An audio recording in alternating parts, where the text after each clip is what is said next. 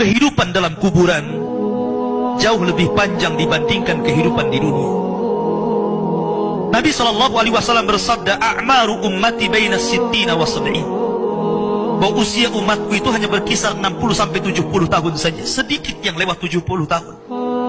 Kalaupun ada usia yang sampai 100 tahun, itu sedikit sekali. Tapi kebanyakan di bawah 70 tahun, umumnya umat Rasul itu sudah meninggal dunia. Tetapi ketika orang masuk ke dalam kuburan, usia dia di kuburan sampai kiamat ditegakkan itu panjang sekali. Anda bisa bayangkan, orang yang meninggal sejak zaman Nabi Adam sampai hari ini kiamat tidak dibangkit-bangkitkan, menunjukkan bahwa kehidupan kuburan jauh lebih panjang dibandingkan kehidupan dunia. Dari sinilah maka wajar seorang mukmin harus takut dengan kehidupan kuburan. Ma'asyiral muslimin yang dimuliakan Allah Azza wa Jalla. Tetapi para ulama mengatakan, apakah orang yang mendapatkan adab kubur itu munqati atau mustamir, terus menerus ataukah terputus? Kata para ulama, adab kubur itu hanya terputus dengan tiupan sangkakala Israfil.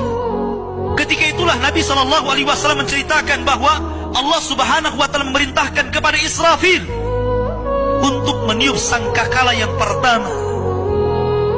Disinilah adab kubur terputus. Karena ketika itu seluruh orang mati, baik orang yang ada di atas bumi atau yang ada di bawah bumi, baik kalangan jin, baik malaikat, kecuali makhluk-makhluk yang Allah kehendaki saja, semua hancur. Dan Abu Hurairah radhiyallahu anhu menceritakan kehancuran bumi setelah tiupan sangkakala itu adalah 40. Bisa 40 hari, bisa 40 bulan, bisa 40 tahun. Yang jelas Allah hancurkan bumi ini. Allah luapkan lautan ke daratan. Allah jatuhkan bintang. Allah hancurkan gunung sehingga seperti kapas yang dihempas angin. Itulah yang disebut dengan kehancuran alam atau hari kiamat. Baru setelah kemudian bumi tidak bulat lagi, tapi bumi terhampar. Allah ganti bumi yang kita pijak dengan bumi yang baru. Itulah yang disebut dengan padang mahsyar. Maka disitulah Allah Subhanahu wa Ta'ala memerintahkan Israfil untuk meniup sangkakala kebangkitan. Yang kedua kalinya Israfil pun kemudian meniup sangkakala. Maka dari situlah manusia keluar dari perut bumi. Wa akhrajatil ardu athqalaha. Allah keluarkan beban-beban beratnya. Disitulah orang-orang yang beriman, ketika mereka muncul dari kuburan, maka mereka akan berkumpul dengan keluarganya. Allah mengatakan, alladzina amanu wattaba'athum dzurriyyatuhum biimanin alhaqna bihim dzurriyyatuhum. Orang-orang yang beriman, kemudian keimanan diikuti oleh keluarganya, oleh istrinya, oleh suaminya, oleh bapaknya, oleh anak-anaknya, oleh cucu-cucunya. Maka ketika mereka dibangkitkan dari kuburan, mereka langsung berkumpul menjadi satu keluarga. Dan itu sebuah ketenangan. Tapi orang-orang di luar daripada beriman, mereka keluar dari perut bumi seperti dua binatang. Pertama Allah contohkan dengan laron yang berterbangan. Anda bisa melihat laron apabila terbang di atas lampu atau di sekitar lampu. Lihat bagaimana cara terbangnya. Mereka akan saling tubruk dengan kawan-kawannya.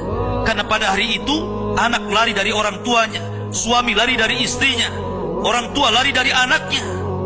Terkadang mereka bertubruk satu dengan yang lainnya. Yang kedua seperti belalang kal jaradil muntashir.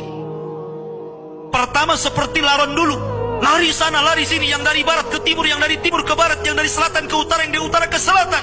Mereka kacau sehingga mereka mengatakan, ya wailana man ba'atsana min marqadina. Celaka, siapa yang membangunkan aku dari tidurku?